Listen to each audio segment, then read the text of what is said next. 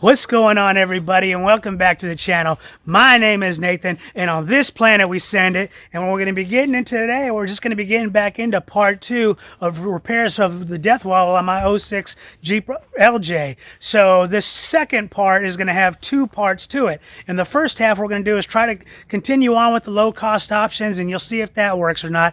And then on the second half, we're going to be getting into is installing my adjustable Falcon shock steering stabilizer. So I got a plan in place. Let's go ahead and send it.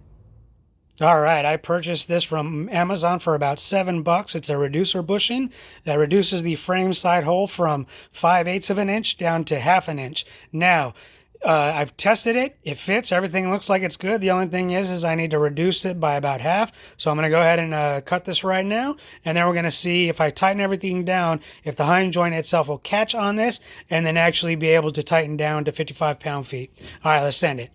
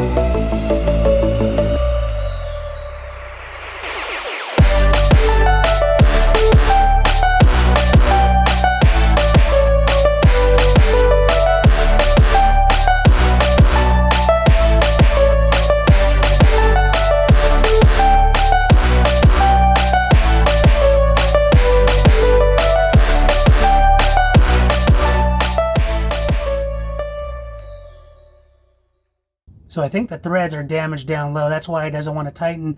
Once it gets to a certain point, it just kind of spins freely. So what I'm going to do is I'm going to tighten the castle nut all the way down using a vise lock and go ahead and see if that might help. All right, let's send it. All right, let me show you what the plan is since that didn't work. Take this off. Well, real fast. This is a 5/8 to 1/2 inch reducer. That's why I won't fit onto this lower section. This lower section at the bottom of the base is 5/8. So what I want to do is get a 5/8 to 9/16 reducer. And what I'm hoping is that it will fit into this hole, but it will stop at some part on this base where it tapers out. I don't know how well that shows you, but at the top, I think it's about 9/16, but at the bottom, it's 5/8. So that should grip a little bit lower on, and I'm hoping cover up this section. I might have to cut it down similar to this one, but again, it might be the lower cost option. The piece that's coming in is only like $3, so when that comes in, we'll go ahead and slide it. We'll probably have to cut it down a little bit, slide it on, and we'll try again and see if that works. All right, I'll see you then. Since last night, the entire front track bar hinge joint would just go way too high because it was 5/8 and it just would, basically it wasn't catching anywhere on the frame. Went ahead and picked up these washers for under $1. They are approximately 33/64, so just over a little bit of a 1/2 inch. I'm going to see if maybe I might be able to get enough clearance. If not, what I'm going to do is I'm going to go ahead and drill these out a little bit, just try to open it up to maybe it gets a little bit closer to 9/16, and then hopefully that'll give us enough clearance and basically hold the hinge joint down low so that the top can tighten up. All right, I know it's probably a little confusing on explaining it, so let's go ahead and send it, and I'll show you what I'm talking about.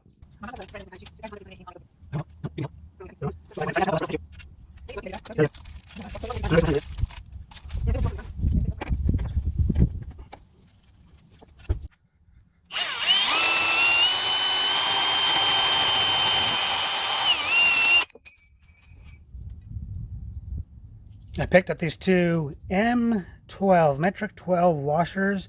They fit the 9/16 hole exactly. I tried getting some 9/16 washers, but they were size 5/8. So I'm hoping this will go ahead and keep the hinge joint from going too high, so it will grip on these and be able to tighten down in the right position with the spacer there. All right, let's send it.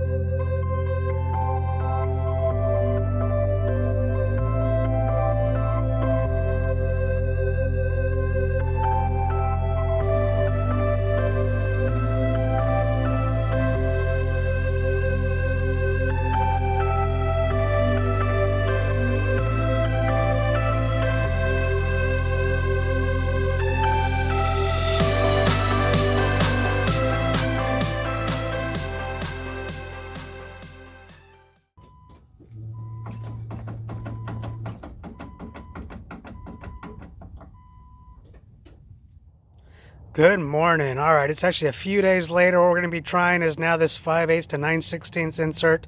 This is sort of my last attempt on trying to, sort of clog the hole and get this stock replacement front track bar by Synergy to work. And the intent here is basically the 9/16 should grip on the tapered end and hopefully allow the front track bar to tighten down. At least that's the goal. We'll see.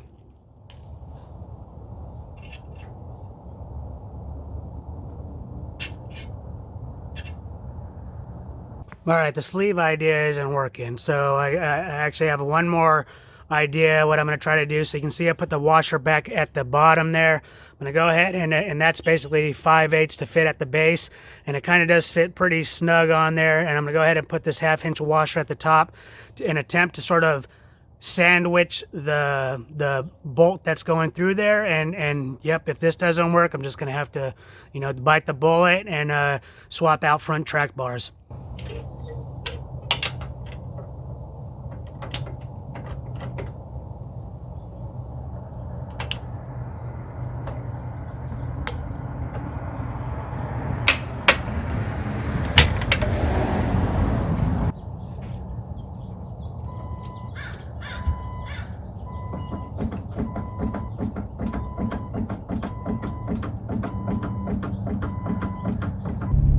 All right, so it appears I gotten it tightened down pretty good. I was actually able to get it to torque spec and a little bit beyond so that I could fit the cotter pin through. So we're here for the test drive. I'm gonna come to my normal spot to where it's been nearly 100% every time I hit these areas where I would get the death wobble, because it's time to get rid of Mr. Death Wobble here. I don't know, so say hi, Mr. Death Wobble. Hey, what's up? So we're trying to get rid of Mr. Death Wobble today, and yeah, we're gonna see how it's going. So here in just a second, I'm gonna bring you guys to where I normally hit the spots and causes the death wobble. So I'll see you here in a second.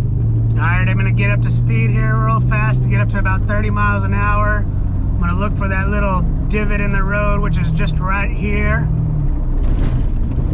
And I still got death wobble. Yep. I don't know if you were able to hear it in my voice on that last clip, but I was feeling pretty defeated after that. So that's going to go ahead and end part one, or the first half, I should say, of part two. And we're going to go ahead and get into the second half where I reinstall my adjustable steering stabilizer from Falcon. And the reason why I'm reinstalling it is because I incorrectly installed it the first time, and because the steering stabilizer is designed to be another stock replacement. And again, I was trying to put it on my aftermarket part, which is why it wasn't working.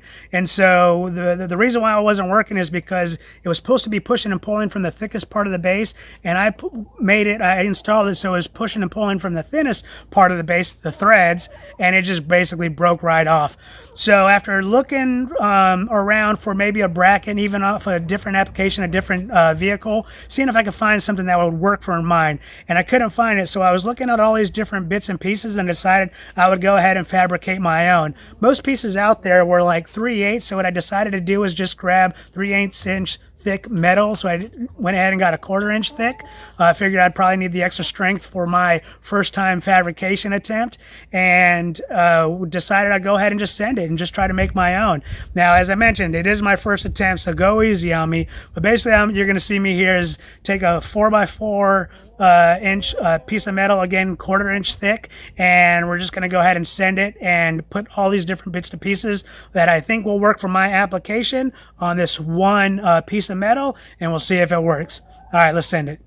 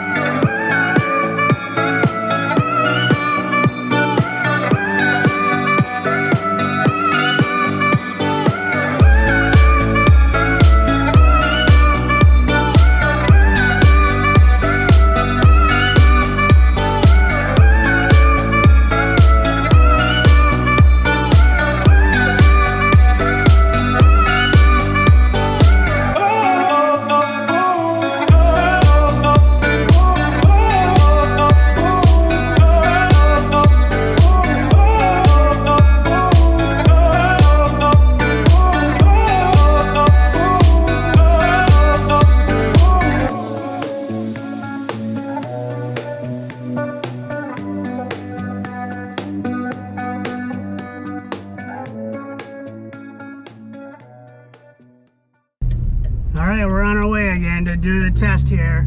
If anything, I still plan on getting this fixed because from what everyone's saying, at least on YouTube, a steering dampener is a band-aid, so we're gonna see if it at least makes it drivable.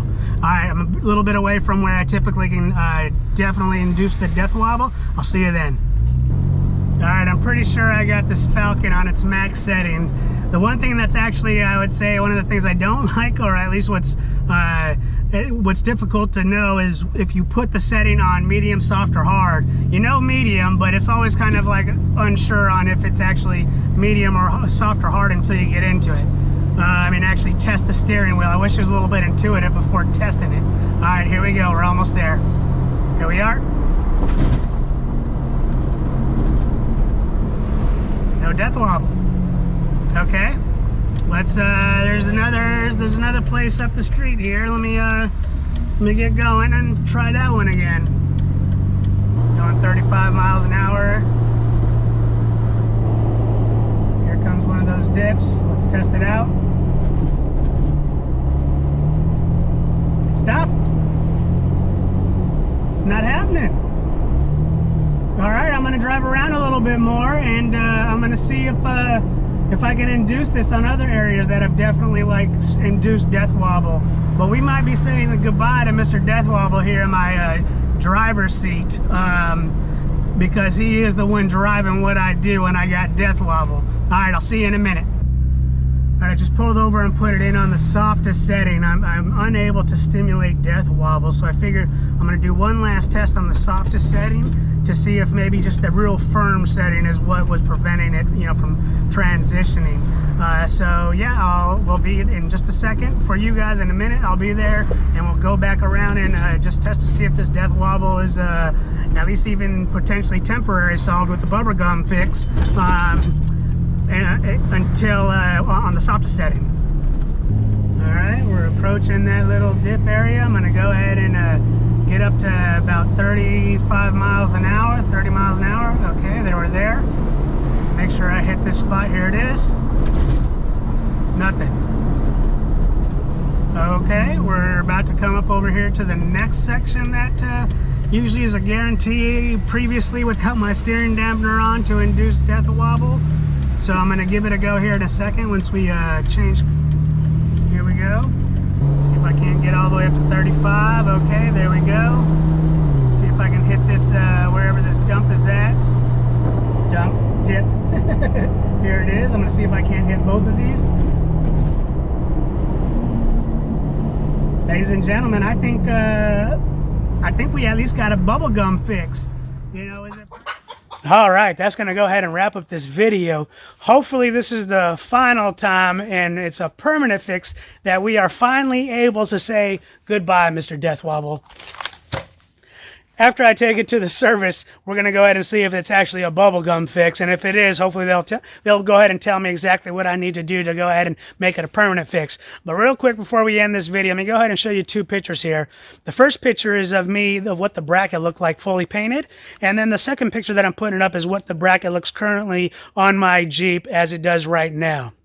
So I'm probably going to get to the service maybe here in 2 to 3 weeks, depending on the schedule. It is the holidays, and then we'll go from there. But in the meantime, I'm going to go ahead and grab my tools, and we're going to try to get you guys a Jeeping video, because Mr. Death Wobble's been holding me back for too long, and it's time to get out there and get some wheeling on. But anyways, thank you for watching. I hope you enjoyed this video, and I'll see you on the next one.